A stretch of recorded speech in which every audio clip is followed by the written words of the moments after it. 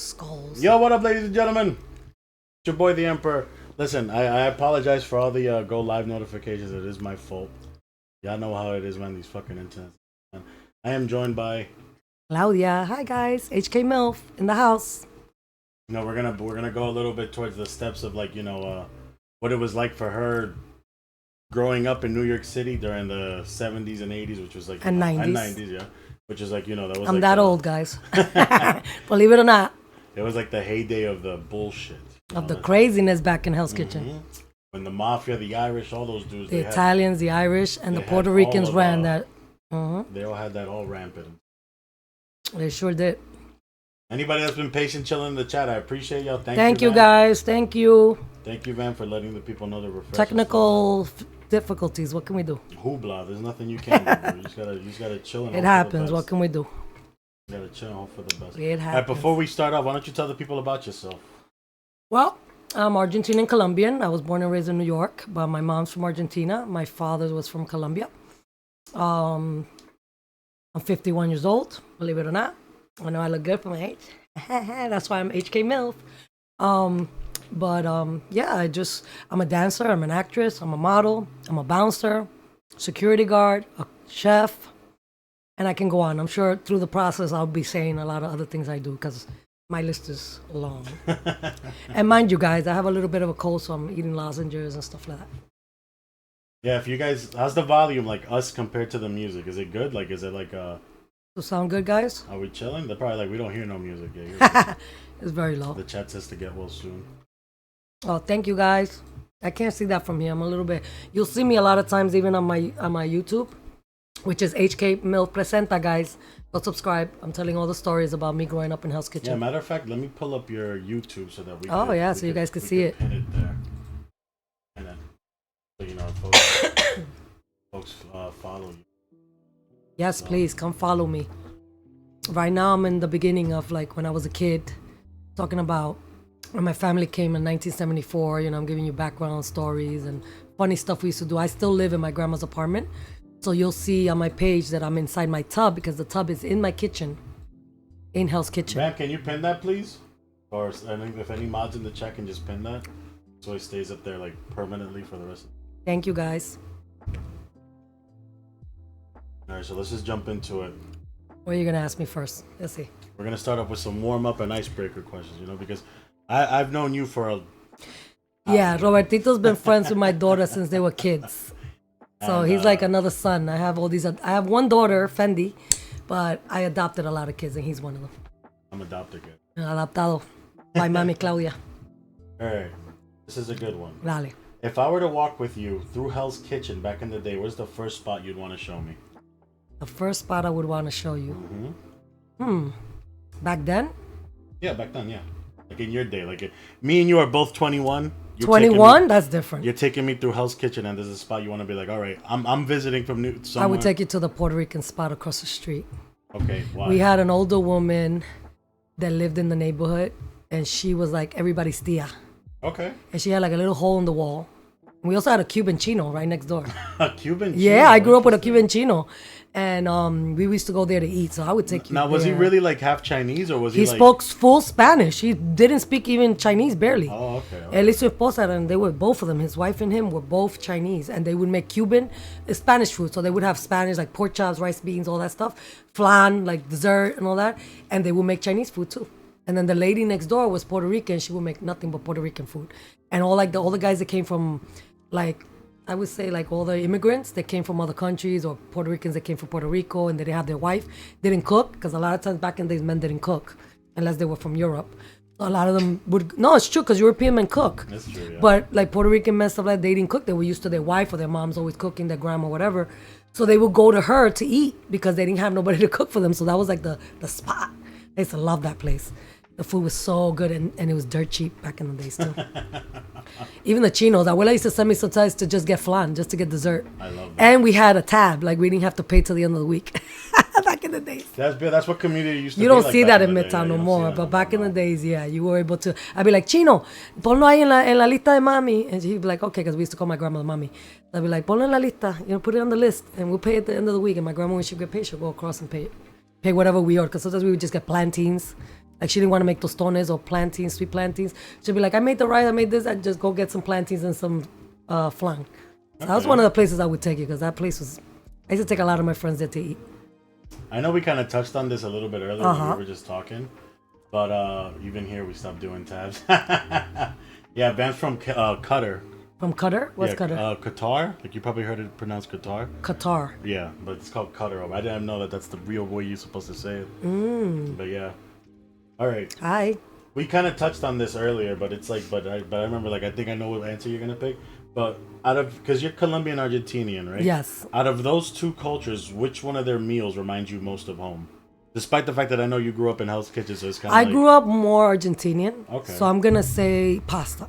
Any types of pasta because just like Colombians are very Caribbean the way they eat. They eat just like Puerto Ricans, Dominicans. You know, they eat a lot of rice, beans, chicken. You know, stuff like that. In Argentina, we're more European, so we eat a lot of pasta instead of rice. Okay. Rice over there is more risotto or like things. So I would say my pastas because we used to make our home jars of sauce. Sometimes we would make our own pasta. My grandma would sit us there and we would be in the table making all our pastas. So I was raised more Italian, so I would say more more Spaniard, French, Italian, Argentinian, like a lot of barbecues, big barbecues. Like when we did big barbecues on the beach, we would bring those big steaks and the morcillas and the chinchulín that you guys probably don't even know what that is. I have no idea what that is. But, you know, that's like an Argentinian grill is like the whole cow's on the grill, basically.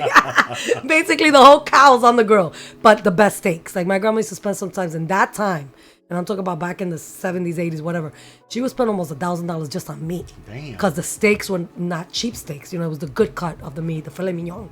The bone in, we would get the good stuff. Hungry. Yeah. Sorry, guys, but, Argentinian food is kind of delicious. And then she would make her personal chimichurri. Okay. And we would sometimes marinate the food in that. But as Colombian, of course, the bandeja paisa. Hello, la bandeja paisa, which has chicharron. It has egg, beans, rice, plantain, sweet plantain, avocado. What else it comes? Oh, and arepa. Yeah. And that's like a typical plate from Colombia. But their soups are really good. And what else do I like from Colombia? The buñuelos. They're like the little breads for the morning. Yeah. They have like cheese in them. Those are good in the morning. So it's stuff like that. I rage. Yeah, Colombian food is delicious. Like it's delicious, but it's not. But it's a lot. But they don't have a big influence in food. I would say it's like the same stuff. It's rice, beans, chicken, steak. It's not like a lot of different stuff. Now Argentina, because it's so mixed with Europe, we have all types of food. And then I learned to cook everything in my house because my family's mixed with everything. I have my Puerto Rican Jax, grandpa. this is the MILF of Hell's Kitchen, the one I was telling you about. Oh, hi. What's his name? Jax. Hey, Jax. Remember the guy I was telling you that I just interviewed recently? Oh, hi, Jax. Yeah, he just told me he had interviewed last time, yeah. He says, hey, girl. Hey, girl. Hey, woman. I'm a woman. I'm 51, bro. No girl. It's no girl here. The queen. Just say queen, honey. I like queen. I'm a trip. You'll get used to me. Is there any smells that like remind me of New York? Well, no, not just remind, but take you back to the summer of like your first like teenage summer in Hell's Kitchen. Oh my God. Well, it would have to be the festivals, like the St. Gennaro, the 9th Avenue Festival, which is, we were just talking about how that's been a tradition in my family because I live on 9th Avenue. So of course we used to get ready to go. We used to buy new sneakers and all this shit just to go to the 9th Avenue Festival. So those smells, like they would come in through the window, even to the day, because I still live there.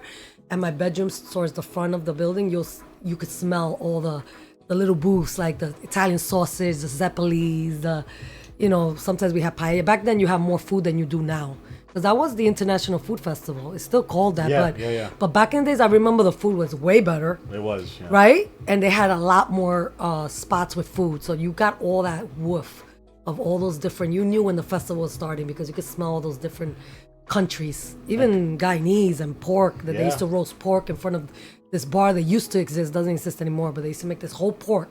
They used to have to come around 5 o'clock to get your sandwich. You would pay for it and come back later. But yeah, those are the smells. And the building too. Remember, we had a mix of people in our building. So my tia and my uncle who were next door, they're Peruvian, and until the day, they still live next door to me.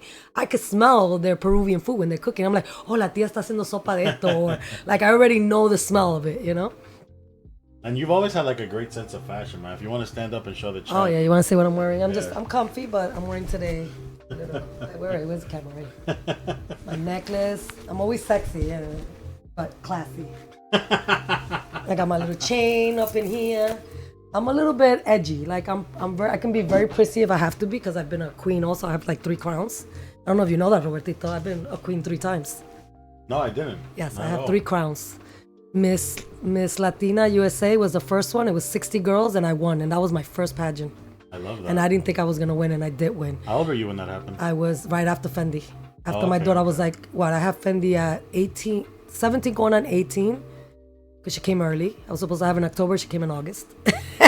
And I'm in January. So I was 17 going on 18, but around 19, 20 years old. Yeah, 19 years old. Yeah, the I did my chef's calling first you classy pageant. and beautiful. Oh, thank you guys. Thank you. Go look at all my other pages too. I got YouTube. I got well, the YouTube is just a podcast, but I also And have she does it from her tub. yeah, I'm inside my tub. If you look at the picture on there, you'll see I'm inside my tub because there's a tub in my kitchen. Like I still have a cast iron tub that's been there since like, you guys ever since watch, my like- grandmother was there. Like this is like years and years we've had this tub in the kitchen, and there's no shower in my house. You'll hear me saying that in my show. Like if you guys ever watch like old school like movies set in New York and they just have like the tub chilling. and, You like, want to know the history of that? Yeah, of course. Okay, so the history of that is back in the days in France, America always copied France for some reason. French, right? The French. The French used to put their tub in the kitchen or in the living room because we had a fireplace. If you look at my apartment, I have 3 fireplaces. Only they don't work anymore. One is closed up in the kitchen, one is closed up in the room, but the one in the living room still shows. You've seen it already. Yeah. And they used to actually work. Like you had to put, if you go up on my roof, you see that it's covered where the smoke used to come out of. So we have 2, one in the front, and my apartment is railroad. So one in the front where the living room is, and one in the bedroom, and one in the kitchen. So what you have to use for heat, we didn't have heaters. You have to put the wood and have heat to take a bath. So they used to put them in the living room or in the kitchen so you could get the heat from the. So that's where they got the idea, had no and they idea. put it in our apartment. So my apartment's had it since then. Well, my building is like 110 years old. It's a brownstone, guys. It's a small brownstone, 4 apartments, 2 apartments per floor. So you have the whole floor. So that's where we have the bathtub in the kitchen. Me and the lady downstairs are the only ones left with the bathtub in the kitchen. If you had to put like if Hell's Kitchen had a soundtrack, what's the first song you would put on it? It would have to be freestyle Okay. because we were big freestyle people. I'm not a freestyle person. Like I like it because I grew up around it. And yes, in junior high school, I was walking down the hallway singing the songs and blah blah blah. You know, but we also grew up with a lot of people like Lisa. Lisa is from Hell's Kitchen, so a lot of this music was what we were listening to, and also the old school hip hop. You know, like Okay. Harris One, and these cats from back in the days. You know, like Ice-T. That was like all the music we used to listen to back in the days. A lot of house too. But freestyle is the first thing that goes to the top of my head We love house music. because freestyle was like a big deal, and house, of course, house music was always, and always do had Latinos too. A lot of Puerto Ricans in the neighborhood, you know, playing their salsa on their boom boxes back in the days. You know, remember the boom boxes? Oh yeah, I can never forget that. I had a boom box. I used to walk around with it. I used to take it to the me too. beach. I used to take it with the She used to cassettes. take them big ass. And then I have batteries. friends that were DJs, so they would make the cassettes for me. Remember back in the days, they used to make the cassettes for you, and they were already mixed. I've always been curious, how many songs can a cassette hold? I don't know, bro. Look it up. We gotta Google I that. gotta- Somebody Google that. Jackson remembers that. Jackson and Anita, no offense to Jackson and Anita, because Anita's a Jackson and Anita are like, But for real, look that up, guys. I have no idea. I think a cassette would be like an hour and a half, an something hour, like an that. hour and a half. That's fucking. Something like that. But it would be mixed already because the DJs would put it on tapes, and we would just buy them from them, or they would give it to you if you knew them. Would they skip like the Walkmans did? Like you remember Walkmans just used to skip like crazy unless Sometimes you they put used to tape? skip, Well, I not didn't so know that. bad. The Okay, only Jack thing said that we you could said. get like 10 songs per side. Okay, so maybe like 10 songs. So depending, if it was house, you would get less because house music is so long. Unless you would. And back in the days, DJs weren't like they are now. DJs now, they cut the music so fast. It's like they play a little bit and it's the next song, the next song. Back in the days, people actually danced. So back in the days, the songs will last almost till the end of the song, and then they would play the next song, or like put in the next song. Give you a bit more. They would put the next song in. Now that people can see At the you. end of the of the song. So Okay. now they cut it like every 5 minutes. I hate to go to a new club or new bar with DJs because they don't dance. Nobody dances, and then the music, you're getting into that song and they cut it, and you're like, the hell happened? I was dancing to that. I was getting into it.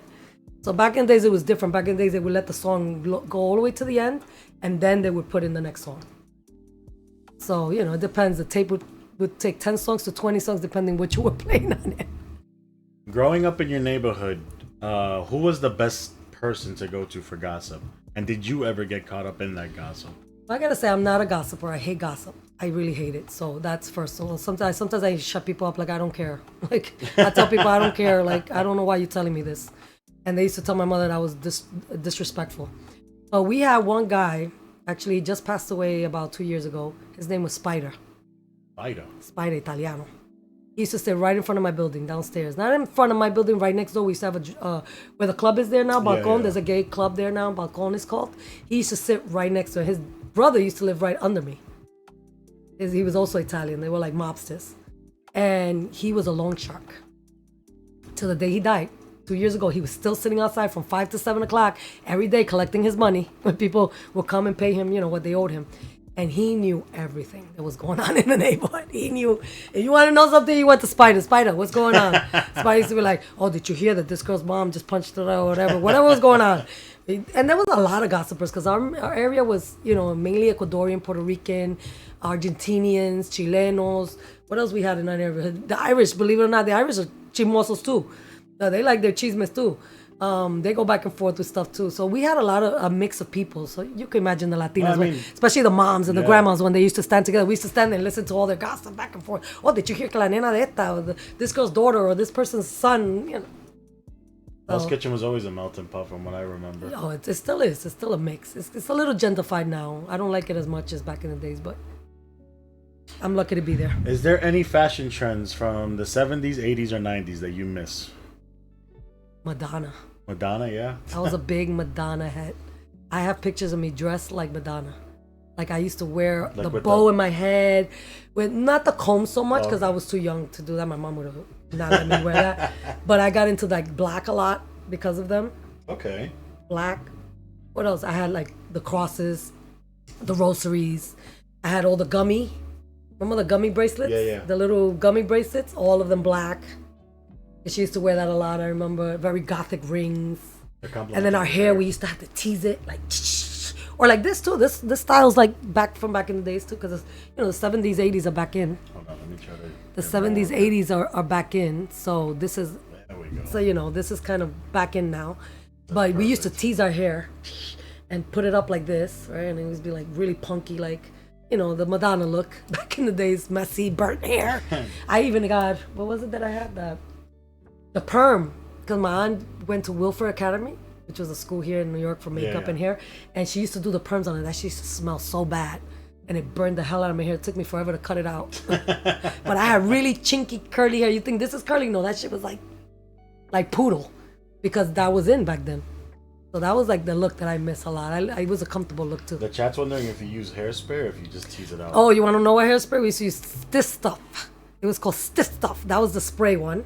And then you had the one that was like a can, like like a spray can, and that one was called Equinox. Equinix. People with my age will know what I'm talking about. We used to spray that shit, and it was the other one. The Stiff Stuff was so like sticky that you could see the glue like glue, like when you do glue, like Elmo's glue, like no fucking. And then you had to take the blower to keep it up, so it was it's crazy. But yeah. That was a style that I loved back in the days. There was so many though good eras back then. If someone, so there's obviously there's a lot of movies, a lot of good movies like Sleepers, etc. that have taken place in Hell's Kitchen. Mm-hmm. If somebody only knew Hell's Kitchens, Daredevil. If somebody only knew West Hell's Side Kitchen, Story, that too. Like if they only knew it from the movies, what is like a misconception that people get about your neighborhood where you? I don't know, to be honest. That's a good question. It's so culturally mixed up that I don't know if I can answer that, because there was so much different things going on at that time. The movies tend to show like a lot of community. Do you feel like that was the case? I felt that that's how it was back then. Okay. Not anymore. Perfect example. My aunt still lives next door, right? We had a neighbor move in maybe 10 years ago, maybe more, into our building. We had a habit of coming down and, letting you know, like, hey, we've been here forever. If you ever need an egg or it's a blizzard outside, just knock on our doors. Sugar, if you need milk, whatever, because you never know. Somebody might not want to go outside. They're feeling sick. You know, so we were the type that we would cook a plate. My aunt cooked something Peruvian, I remember, and I made some baked ziti, and we brought it down. It was a new couple. They were engaged. It was an Italian girl with an Italian guy, and this is when it was just starting to gentrify our neighborhood. Okay. And I came down, and me and my aunt knocked on the door. We're like, "Hey, we just want to tell you guys." She wouldn't get off the couch. She was looking at us like, "Who are these people?" The guy was very nice. Honestly, they ended up not getting married. I guess he realized who she was. Because you could see she was just like with a stink face on the couch, like, why are they bringing us food? Or like, and I'm like, but she's Italian. Like, that's, you know, in Italian families, you see that a lot. So I was like, all right. So we was like, oh, so he's like, oh, come get up and say hi to them. And I was like, listen, we just wanted to welcome you to the building, whatever. Me, ma never did it again because she looked at the food like we gave her two mojones, two pieces of shit. But back in the days, people, and to get back to what you were saying, and that's why we stopped doing it. So I feel like the community has left. I know my neighbors, but we're not close. I only know the people who've been there forever. But back in the days, like let's say the guy across the street lost his job. Yeah. Everybody would chip in. Let's say the wife would stay home and the husband was the one working and he couldn't find a job. First of all, everybody's trying to get him into wherever they work, right? And then whoever didn't have money would like, oh, let me see if I got some cans. Let me see if I have extra potatoes. Let me see if I... And we would come and the whole community would get together and grab food and whatever we could, cash, whatever we could. Whoever could give cash to cash and whoever could give food or whatever they had extra, we would go across the street and give that person all that stuff. Be like, here guys, at least for the month, and here's some money for whatever bills you can catch up on. You know, like sometimes we would do things to get rent. Like if somebody was owing rent, we would all put in until we got the rent together and gave it to them, you know? Yeah, there's no You don't see that anymore. You're alone now. Now you're fucked. Like you are alone. Nobody's coming to help you. Not to even give you a plate of food. Back in the days, it wasn't like that. But that's because the neighborhood gentrified a lot. Like, the neighborhood is not like it used to be. But that's like a really... That I miss. I do miss the ghetto of Hell's Kitchen because of that. Of course. I mean, when it was like that, it was more... We all had each other back. We used to even take care of each other's kids. You know, like, if my aunt had to work and my mom was home, she'll stay with all the kids so that they could work. You know, like, we figured it out. We saw who was going to pick up the kids that day from the school all together. Like, we figured out who was going to stay in the park that afternoon. Yo, Jay, what up? Okay, so this is a question that you did see, and Which one? the big one. The big one. There's no que tu hija está viendo. Oh, well, I don't care. Fendi knows everything about me. What's the most unexpected or surprising job you've ever worked to make ends meet? Ooh. Well, there's a lot of them, but the hardest one for me to make ends meet was when I first left my daughter's father. Okay. And I was working at like a Dwayne Reed type of thing. Value Drugs, it was called, on 14th Street and 7th Avenue, never forget. Now it's Dwayne Reed. But it sold the same thing as Dwayne Reed's. Like, it had everything in there. And I worked there, and I got that job when I left her father. My grandmother gave me the apartment. But I was only making, like, maybe 200 and something a week. Like, you know, rent was 410, putting her through school, putting through everything. One of my friends was a stripper. So I was like, man, I could go into being a stripper. Why not? I'm an actress, I'm a dancer, blah, blah. I just gotta forget that I'm topless because, you know, I don't feel comfortable being like, not that I don't feel comfortable, but I don't like doing porn, or I wouldn't want to get into any of that. The only thing I did want to do was Playboy. I always wanted to be in Playboy, but only because Playboy was always tastefully done. It wasn't like most porn magazines back in the day were like, you know, legs open and all kinds of fresh shit. But in Playboy, it was always tastefully done, and it was always like the woman was beautiful, you know. But I really never wanted to do any of that, so I really didn't want to do it. And I asked her dad like to help me with the rent, because I was like, if you pay the rent every month, which was $410 at that time. What a time to be alive. My grandma, when she got that apartment, was only $50 a month. Es huevo. Isn't that crazy? And it's only up to now 880 something. And we've been there like over 50 something years. But anyways, so I told him, if you help me with the rent, then I can take care of everything else, because I was taking care of everything for my daughter, her bills. I mean, not her bills, but like her school, her uniforms, her clothing, everything. Everything fell on me, food, light, and cash. I wasn't on welfare, none of that stuff. So I remember my friend being a stripper, and I got into stripping. But I did it for like a year and a half, maybe 2, and then I became a bartender. Okay, do you feel like bartending was a bit more satisfying to you? Oh, yeah, because I didn't have to take off my top anymore. And I was still making the same amount of money. That's fair. Because I had all the, you know. But I did do features every year. You know that? I used to do features like Flash Dancers every year. What do you mean by features? Like, I used to do my own show. Oh, your own show, When nice. I bartended, I used to promote it. My first one was at Cityscapes, and I had 3,000 people show up. I mean, I'm talking about people had to leave, and I had to do 4 shows because people had to leave for people to come in. And you could feel the trembling on the tables from me, because some of them were my old customers that knew me topless, and some of them were my customers that were new, knowing me only as a bartender, never saw me dance or anything.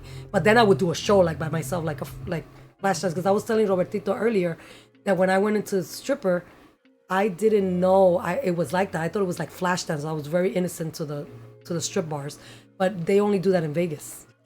Not here. So I got to finally do 2 shows. I did one in Cityscapes and one in Scandals.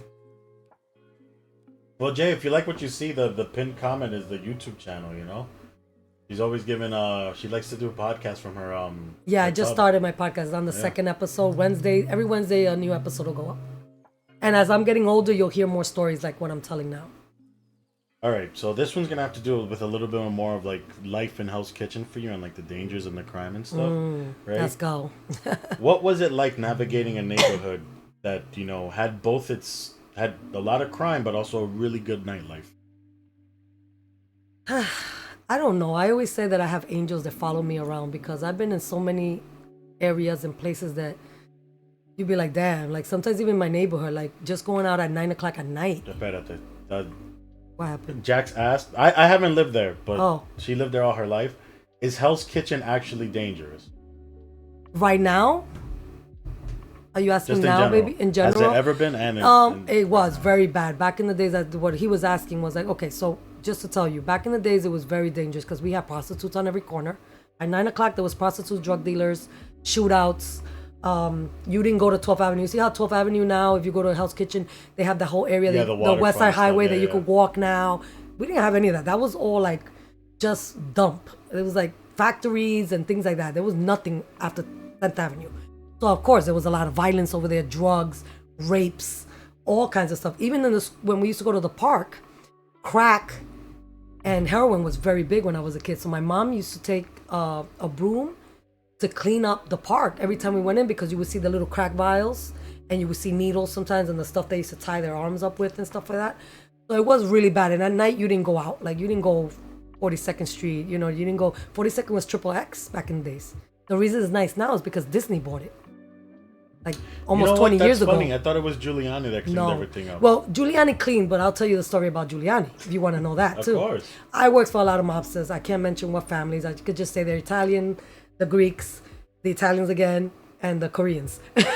But I can't say names. But back in the days, what was I gonna say? I forgot what I was gonna say about it. You were talking about Giuliani. Oh, Giuliani. The reason Giuliani cleaned up, let me explain this to you. Giuliani's a big mobster, if you didn't know. Okay? Huge mobster. So what he did is he cleaned because he wanted to get rid of all the other families. So his family was the only family doing all the dirty shit. Like laundering and blah, blah, blah.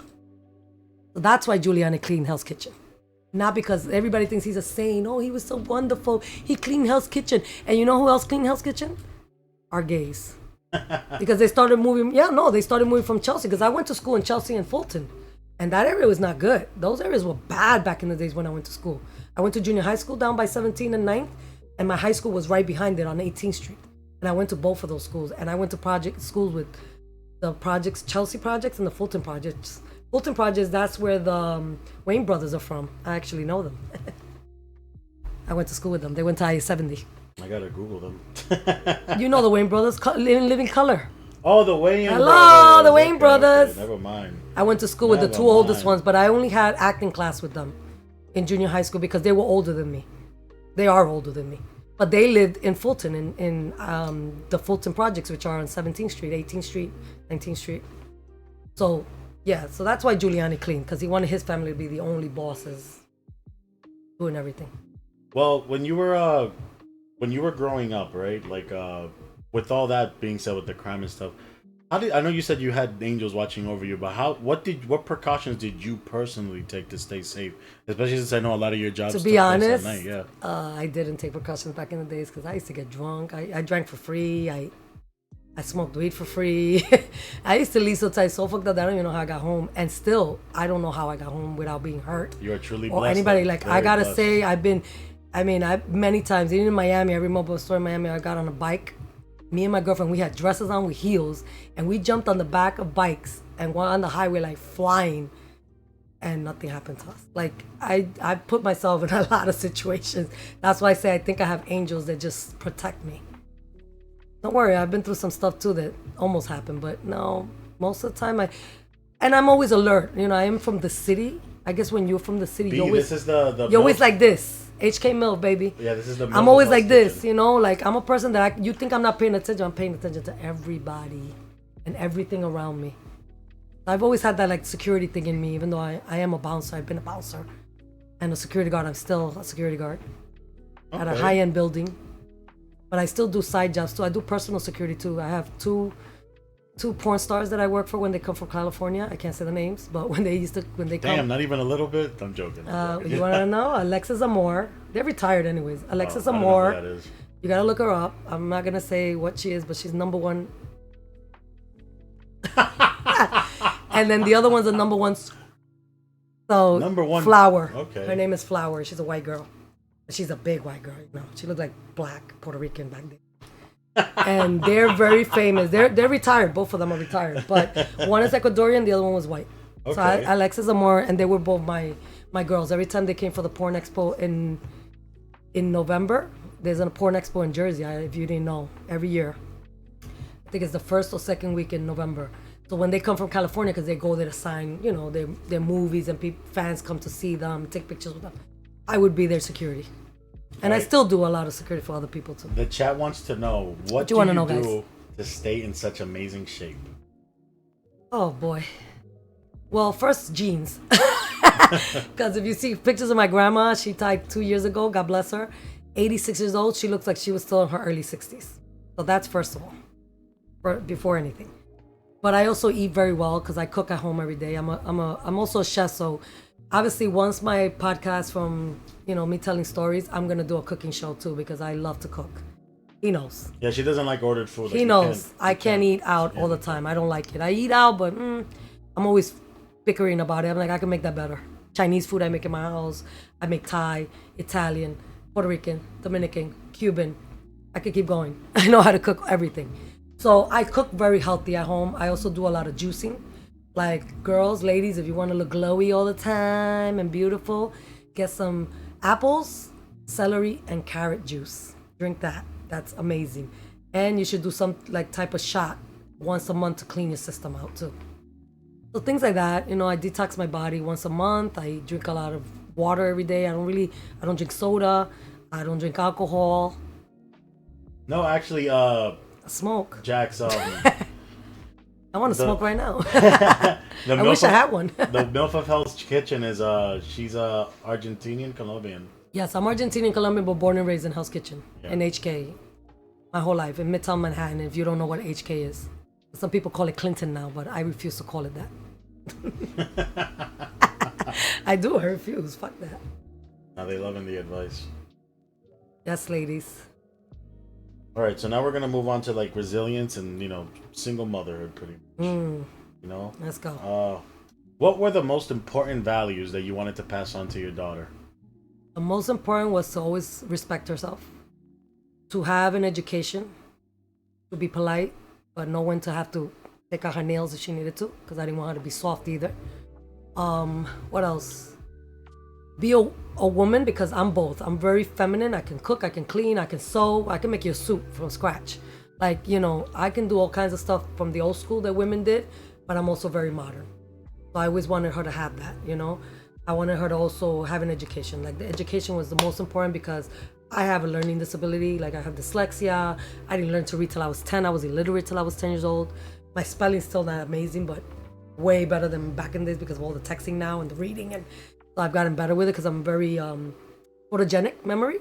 Yeah. I think that's why I love TikTok, because it was so easy and stuff like that, like all that stuff. But I didn't want Fendi to go through that. Plus, I raised her by myself, so I didn't want her to have kids one day, even if she got married, and not be able to take care of her kids, that she had to stay with some man because she didn't have money to take care of herself. You know what I mean? So those things were very important. And be cleansy, make sure that she knew that she had to shower every day and all that good stuff. Feminine. She also knows about sports because she watches soccer with me. She knows about football. She knows about basketball. 'Cause I'm into sports too. I'm like a tomboy, but I'm also very feminine. Okay, that's fair. That's fair. Those things were very important for me for Fendi. She could stand on her own feet as a woman. No, of course, and obviously Which very she can. much, you're very much no, of course, you're very much a hustler, So it's Oh like, my God, I had to hustle. I mean, all the jobs I've had, even construction, man. Guys, I worked at the Verrazano Bridge doing sandblasting. Believe me or not. looking back, is there anything that you feel like Hell's Kitchen gave you that there's not anything that any other neighborhood in New York City could have given you? Culture. Culture, Okay. Man, culture. No matter what part of New York you're in, because you have so many different cultures. It's always been a melting pot. It still is. I still bump into people, sometimes even tourists that are not from here, and I become friends with them because they're from Colombia or they're from Venezuela or they're from Europe or, And then you have people who live there that are mixed too. Like I grew up with Greeks. The whole corner of my house is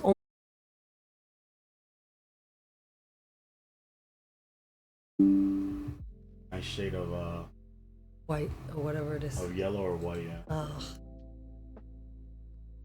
It's stupid. Well, it's recording anyway, so we're getting the footage. What can we do, it's like- guys? What can we do? So it's like you're getting it and stuff. So hopefully it'll go back in. You tried already putting it back in? Yeah. Anybody say anything or want to ask anything? Yeah, they're just talking that Twitch is acting up. Oh. I want to say yeah, Vamp, but Twitch is acting up. Like I don't really know what the deal is today. We don't know. He might have to put it up as a video later, already pre-recorded, and then you can see the rest of it.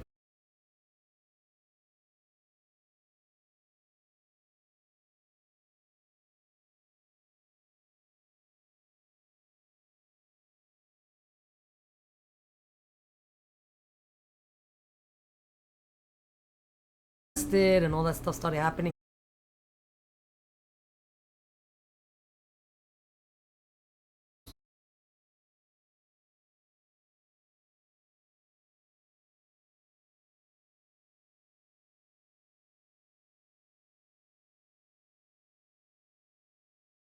If you were a child, they would shoot you out the window. Like you'd be dead, and if they were standing outside, you were getting hurt, because that was like their territory. You wouldn't walk through there.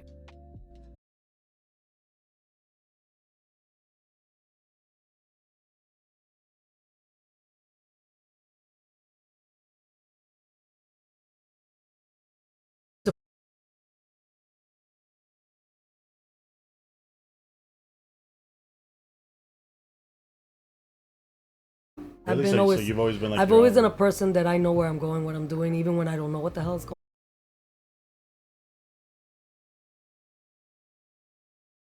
on. Things like